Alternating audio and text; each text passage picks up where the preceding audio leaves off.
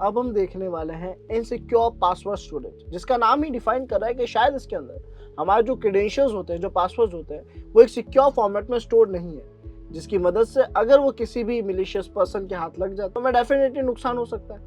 अब ये insecure storage का हिस्सा क्या है, तो हमें पता है अगर हम डेटा स्टोरेज की बात करें एक एंड्रॉइड एप्लीकेशन में तो वो दो तरीके से होता है। इस चीज़ को रिकॉल कर लेते हैं, एक ऑनलाइन और एक ऑफलाइन।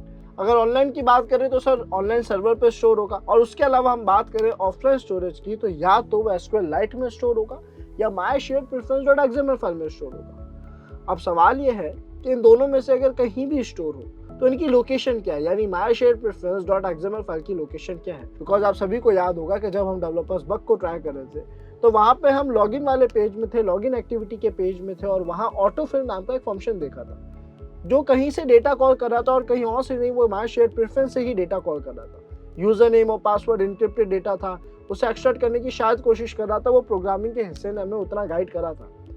तो क्यों ना हम पहले देखें कि माई शेयर्ड प्रेफरेंस.xml फाइल कहाँ पड़ी है, ध्यान देखें उसमें कुछ क्रेडेंशियल्स पड़े हैं कि नहीं, और अगर उसके बाद हमें कुछ डिफिकल्टीज आएगी तो हम उन्हें सॉल्व करने की कोशिश करेंगे। तो देखते हैं कि हमारे जो क्रेडेंशियल्स हैं वो हमारा ऐप प्रॉपर सिक्योरिटी के साथ स्टोर रखता है या नहीं। बिफोर स्टार्टिंग लर्नर, अगर आप ढूंढ रहे हैं WSCH यानी WS क्यूबटेक के सर्टिफाइड एथिकल हैकिंग बैच को, जिसमें आप एक्सपीरियंस मेंटर की गाइडेंस में लाइव जूम क्लासेस के जरिए हर एक टॉपिक को प्रैक्टिकली परफॉर्म कर पाते हैं, अपने डाउट्स, अपनी प्रॉब्लम्स, अपनी एरर्स रिजॉल्व कर पाते हैं, और मेंटर की गाइडेंस के साथ अपने करियर को साइबर सिक्योरिटी, एथिकल हैकिंग में सिक्योर कर पाते हैं। और इतना ही नहीं लर्नर्स, आपको कोर्स कंप्लीशन सर्टिफिकेशन के साथ मिलेगा 12+ असाइनमेंट्स, 3 बड़े प्रोजेक्ट्स जो कि आपकी ओवरऑल प्रैक्टिकल स्किल्स को इंप्रूव करने में काफी मदद करेंगे। हर एक टॉपिक की चीट शीट्स और नोट्स भी आपको वहीं पे साथ में मिलेंगे। सो ओवरऑल आपकी लर्निंग एक्सपीरियंस को बेटर बनाने के लिए, आपके स्किल्स को बेटर लेवल पे शार्प करने के लिए और कंप्लीट साइबर सिक्योरिटी पार्ट को प्रैक्टिकल सीखने के लिए आप लोग अभी नीचे दिए गए इस लिंक पे क्लिक करके एनरोल कर सकते हैं WSCH। अब हमें हमारे एंड्रॉइड डिवाइस से कनेक्शन बनाना पड़ेगा, क्योंकि चेक करना होगा माई शेयर्ड प्रेफरेंस.xml फाइल वहां पे है कि नहीं। तो हम एक नए टैब में चलते हैं एंड यहाँ पे हम कमांड लिखेंगे adb connect एंड विक्टिम का IP एड्रेस यानी एंड्रॉइड डिवाइस का IP एड्रेस। ये बोल रहा है ऑलरेडी कनेक्टेड है आप इस डिवाइस से, ग्रेट। अब हम यहाँ पे क्या लिखेंगे, हम यहाँ पे लिखेंगे adb shell से क्या होगा कि सर हमें विक्टिम सिस्टम का कंप्लीट कमांड लाइन एक्सेस मिल जाएगा। हम कमांड लाइन से उसके फाइल, फोल्डर्स, डायरेक्टरीज को एक्सेस कर सकते हैं, ऑपरेशंस परफॉर्म कर सकते हैं। अब ऑपरेशंस में हमें क्या करना है कि माई शेयर्ड प्रेफरेंस.xml फाइल को ढूंढना है। स्टूडेंट्स, एक और क्वेश्चन है आप सभी से मेरा, हमने स्टार्टिंग में ही देखा था कि ऐप्स दो तरीके के होते हैं, या तो यूजर इंस्टॉल या सिस्टम इंस्टॉल, जो सिस्टम के साथ पहले से आते हैं। जितने भी यूजर इंस्टॉल एप्लीकेशंस होती है वो कहाँ स्टोर होती है, वो स्टोर होती है डेटा फोल्डर में। तो हम चलेंगे सीधा डेटा एंड डेटा फोल्डर में, यानी cd/data/data डायरेक्टरी में, एंड एंटर प्रेस करेंगे, ls लिखेंगे अगर हम यहाँ पे, तो आप देख सकते हो जितने भी यूजर इंस्टॉल एप्लीकेशंस हैं उन सभी के फोल्डर्स यहाँ पे हमारे सामने हमें विजिबल है। इसकी स्टार्टिंग कुछ com.android, यहाँ पे आप देख सकते हैं com.android एंड देन ऐप का नाम है। तो हमें क्या ढूंढना है, हमें ढूंढना है इनसिक्योर बैंक v2। तो com.android.insecure bank v2 के लिए हम I की रेंज में चलते हैं, हमें ऐप मिल चुका है com.android.insecure bank v2। अब इस फोल्डर के अंदर जाएंगे, इस नाम को कॉपी करते हैं, cd स्पेस नाम को पेस्ट कर देंगे, pwd लिख के अगर मैं एंटर प्रेस करूं तो आप देख सकते हैं डेटा के अंदर data and then com.android.insecure bank v2 folder में हम पहुंच चुके हैं। अब क्यों ना यहाँ पे ls करके देखा जाए कि क्या क्या फाइल फोल्डर्स। अब स्टूडेंट्स, अगर हम देखें इनमें से किसके अंदर शेयर्ड प्रेफरेंस.xml फाइल हो सकती है, तो शायद ये थोड़ा बहुत ऑब्वियस है कि शेयर्ड प्रेफरेंस नाम के फोल्डर में ही वो फाइल होने के चांसेस ज्यादा है। तो हम यहाँ पे लिखेंगे cd shared preference, enter, and then again ls, और हम देख सकते हैं यहाँ पे दो फाइल्स हमारे सामने विजिबल है। एक है com.android.insecure bank v2 preferences.xml और एक है my shared preference.xml। हम देखना चाहेंगे my shared preference.xml, जिसमें हमारे क्रेडेंशियल्स या डेटा नॉर्मली स्टोर रखा जाता है, उसमें फिलहाल क्या डेटा पड़ा है। तो उसके लिए cat कमांड को यूज लेते हैं, जो एक फाइल में लिखे हुए कंटेंट को टर्मिनल पे प्रिंट कर देता है। एंटर प्रेस करा तो ये जितना एरिया मैंने अभी सिलेक्ट करा है स्टूडेंट्स, यहाँ से यहाँ तक ये पूरा डेटा हमारी माई शेयर्ड प्रेफरेंस.xml फाइल के अंदर था।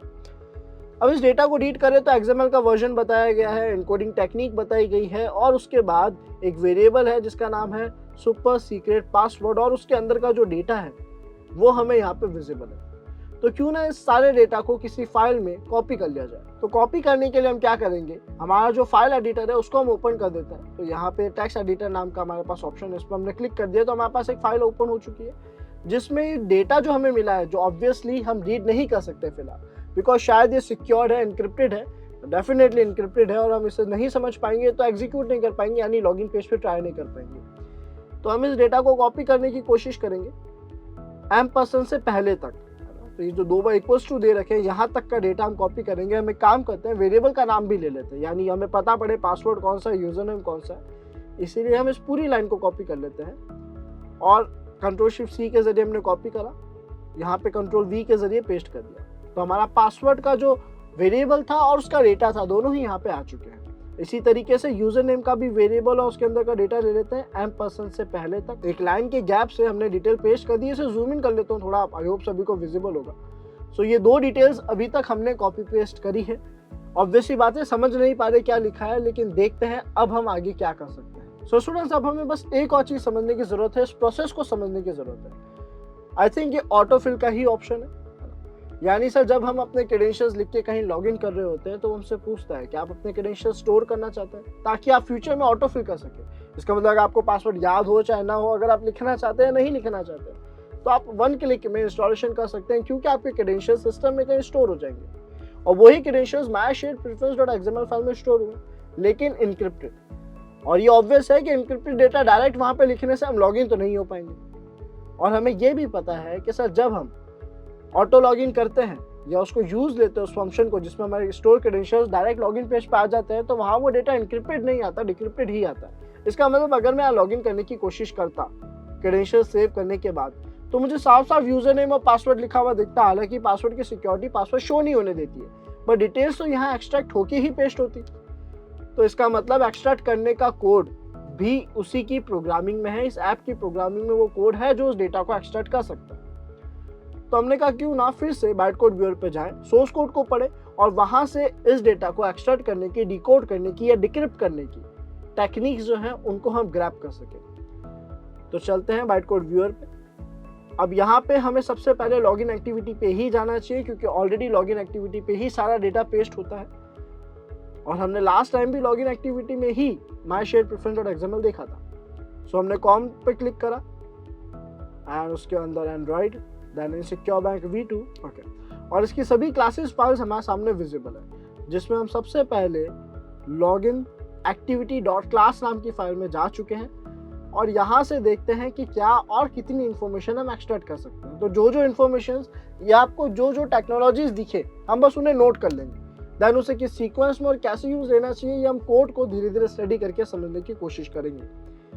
तो इसको हम थोड़ा सा और इसकी साइज जो है वो सेट कर देते हैं अच्छे से, ताकि आप सभी को क्लियर विजिबल हो। सो सबसे पहले अगर मैं इसे स्क्रॉल डाउन करूँ तो mySharedPreference.xml की बात हुई है यहाँ पे। देन और स्क्रॉल डाउन करूँ तो यहाँ पे हमारे पास user name base64 byte string लिखा हुआ है। इसका मतलब हमें एक टेक्नोलॉजी यहाँ देखने को मिली है जो कि है base64। हो सकता है जैसा ये लिखा हुआ है कि यूजर नेम शायद केवल base64 टेक्नोलॉजी में ही इनकोडेड हो शायद। तो क्यों ना इस एक टेक्नोलॉजी का डेटा जो हम स्टोर कर ले, यानी हम हमारी उस एडिटिंग फाइल में, एक फाइल में जाकर जिसमें हम डेटा स्टोर कर रहे थे वहाँ टेक्नोलॉजीज भी लिखना स्टार्ट कर देंगे, जो जो टेक्नोलॉजीज के नाम दिखेंगे। तो फिलहाल हमें दिखा है base64, तो हमने base64 यहाँ पे लिख दिया और देखते हैं हमें क्या क्या देखने को मिलता है। तो और स्क्रॉल डाउन करेंगे यहाँ पे, ठीक है, यहाँ अभी तो कुछ खास डेटा नहीं आया।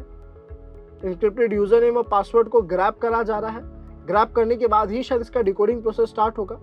तो आप देख सकते हैं variable 3 equals to base64 decode, यानी आई थिंक ये बात कंफर्म है, यूजर नेम शायद इनकोडेड है base64 के अंदर और उसे यहाँ पे डिकोड करा जा रहा है ताकि डेटा को क्लियर टेक्स्ट में लाया जा सके। और इसे और स्क्रॉल डाउन करें तो यहाँ पे एक और न्यू स्ट्रिंग ग्रैब करी जा रही है, वो यूजर नेम की है base64 इनकोडिंग। एक टेक्नोलॉजी और हमें यहाँ पे देखने को मिली जो कि है UTF-8। base64 डिकोडर जो है या डिकोड का फंक्शन है वो ऊपर लगा था यूजर नेम पे ही, और यहाँ पे UTF-8 इनकोडिंग जो होती है उसका भी नाम हमें दिख रहा है यूजर नेम के साथ। तो इस टेक्नोलॉजी को भी हम कॉपी करके हमारी उसी फाइल में पेस्ट कर देते हैं और ये दोनों ही हमें फिलहाल रिलेटेबल लग रही है यूजर नेम से, तो इनके आगे मैं लिख देता हूँ यूजर नेम। फिर से चलते हैं हमारे सोर्स कोड पे और स्क्रॉल डाउन करते हैं। यहाँ तक स्टूडेंट्स हमें इतना ही डेटा मिला है। अब क्यों ना ये देखा जाए कि क्या कोई ऐसी और फाइल हो सकती है जिसमें इससे रिलेटेड ज़्यादा डिटेल में इंफॉर्मेशन हो। यहाँ पे एक फाइल है जो मुझे काफ़ी इंटरेस्टिंग लग रही है, जिसका नाम है क्रिप्टो क्लास। बिकॉज क्रिप्टो का मतलब होता है क्रिप्टोग्राफी, जो डिफाइन करती है डेटा सिक्योरिटी को, यही इंक्रिप्शन एंड इस सारी चीज़ों को डिफाइन करती है क्रिप्टोग्राफी।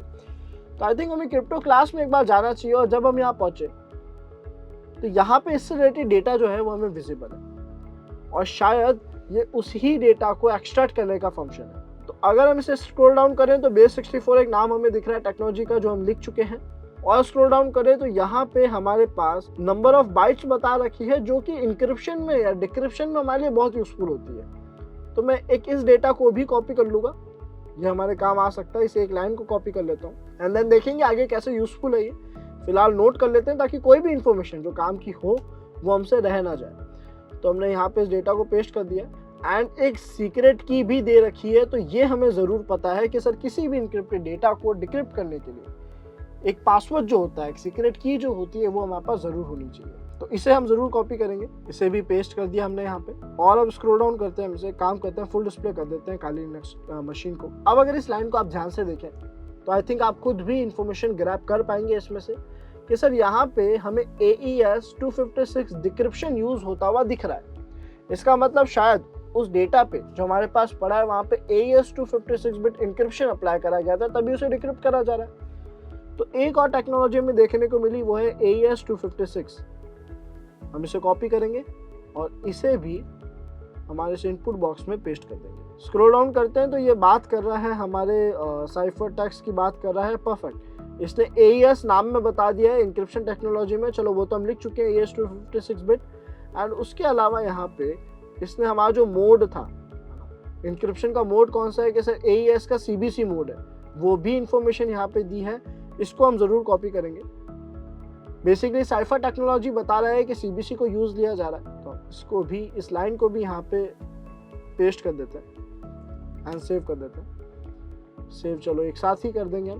फिलहाल पेस्ट हमने कर दिया यहाँ पे, और स्क्रॉल डाउन अगर हम करें तो यहाँ पे AES 256 बिट इंक्रिप्शन लिखा हुआ है। तो अगेन टेक्नोलॉजी तो सेम है, चाहे इंक्रिप्ट करो चाहे डिक्रिप्ट करो। AES 256 बिट तो हम नोट कर चुके हैं। उसके अलावा जो हमारा साइफर था, जो मोड्स था, वो भी बिल्कुल सेम है।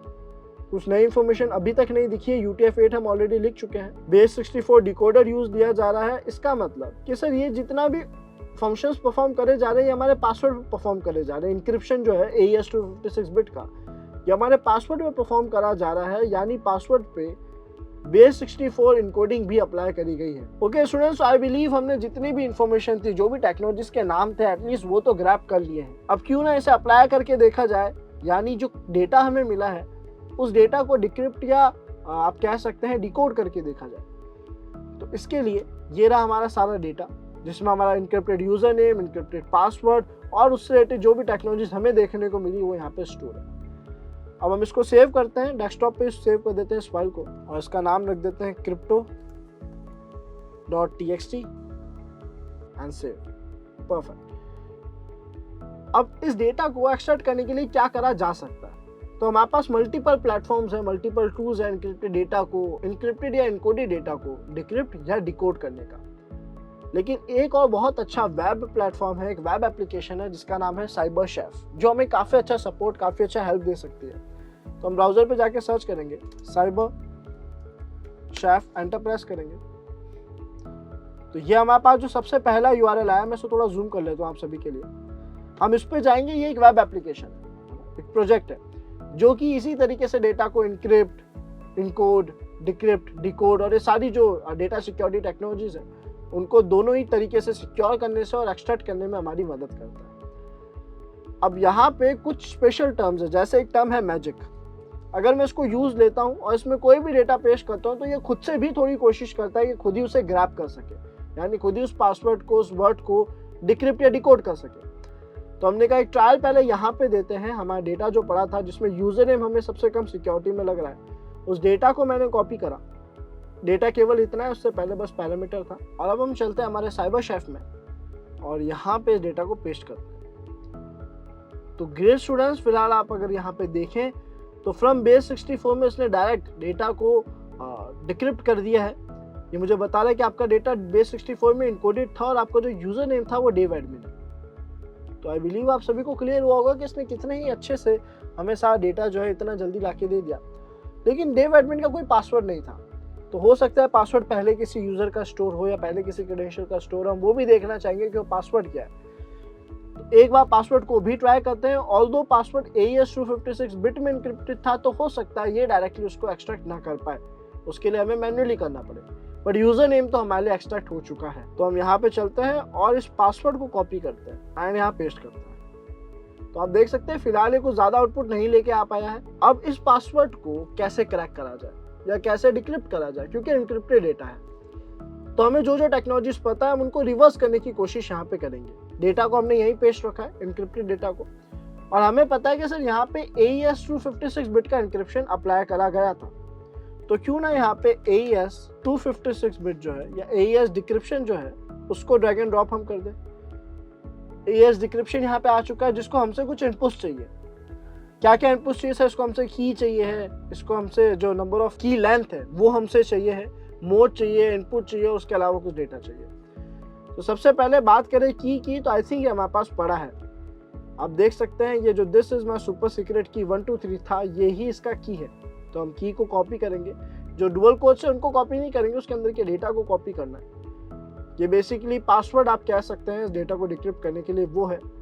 फिर से ब्राउजर पे जाएंगे, की हमने यहाँ पे पेस्ट कर दी है, सक्सेसफुली की पेस्ट हो चुकी है। उसके बाद यहाँ पे हमसे पूछ रहा है कि सर आपकी डेटा लेंथ क्या है। वो जो डेटा लेंथ है वो है हमारे पास जो जीरोस थे उसका।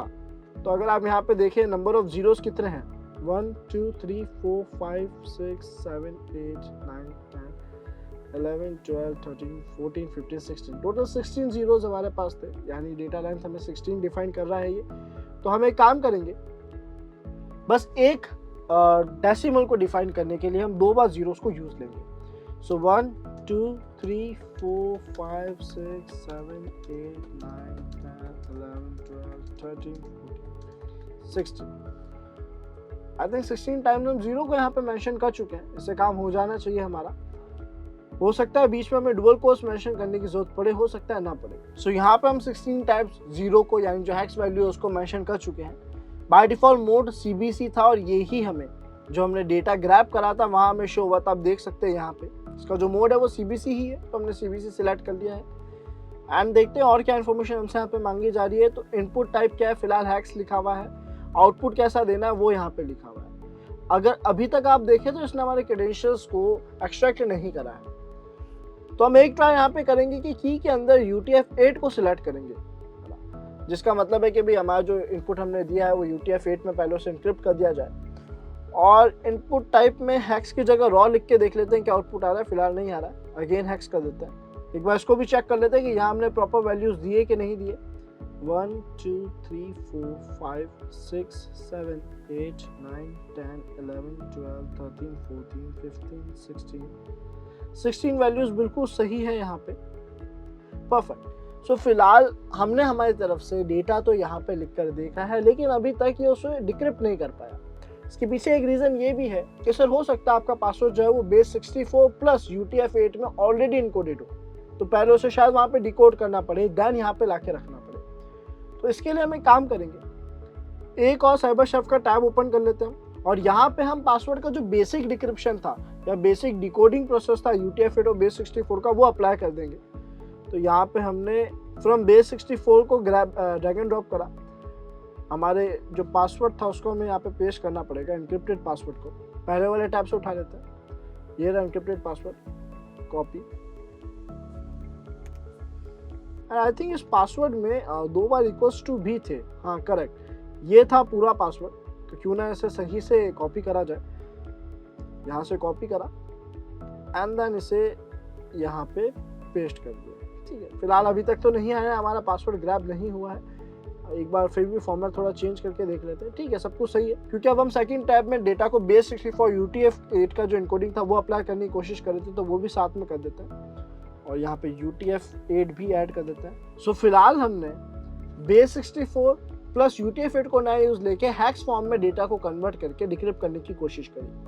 पासवर्ड हमारे पास नहीं आया, बट यहाँ पे आपको ग्रीन सिंबल विजिबल होगा जो शायद ये डिफाइन कर रहा हो कि आपका पासवर्ड जो है वो सही आ सकता है, यानी हम प्रोसेस के बहुत पास है, बट ये डेटा को एक्सट्रैक्ट नहीं कर पा रहा। तो हमने कहा एक टास्क और करते हैं कि हमने यहाँ पे बेस 64 और हैक्स दोनों को यूज किया था, तो इस बार बेस 64 को हटा के देखा जाए। तो हमने यहाँ पे बेस 64 को बंद करा, हैक्स वैल्यू हमारे पास अभी भी आई है, यानी हमने नॉर्मल इस डेटा को हैक्स में कन्वर्ट करा, इसे कॉपी करा और यहाँ पे फिर से पेस्ट करके देखते हैं। सो स्टूडेंट्स, आई थिंक यहाँ पे हमने एक्सट्रैक्शन बहुत अच्छे से करा है, डिक्रिप्शन बहुत अच्छे से करा है, बट डेव एडमिन का कोई पासवर्ड था ही नहीं, तो इसने हमें पासवर्ड शो नहीं करा। बेसिकली वो ब्लैंक एक खाली स्पेस था, ऑल्दो उसको भी रिकॉर्ड करके रखना जरूरी है, तो उसने उस तरीके को रिकॉर्ड करा, उस डेटा को डिक्रिप्ट करा, उस डेटा को रिकॉर्ड करा, अपनी तरफ से इनक्रिप्ट कर दिया, बट वो डेटा कुछ था ही नहीं, तो हमें यहाँ पे आउटपुट में कुछ विजिबल नहीं हो रहा है, जबकि इंक्रिप्शन जो है या डिक्रिप्शन जो है वो कंप्लीट हुआ है। सेम तरीके से अगर हमारे क्रेडेंशियल्स कुछ और होते, जैसे dinesh@123 वाला जो क्रेडेंशियल था, अगर वो होता तो हमें वो पासवर्ड यहाँ पे विजिबल होता। आप सभी को मैं रिक्वेस्ट करूंगा एक बार से ट्राई करके जरूर देखें, ताकि आप सभी को चीज़ और अच्छे से क्लियर हो। So see you in next video students, thank you.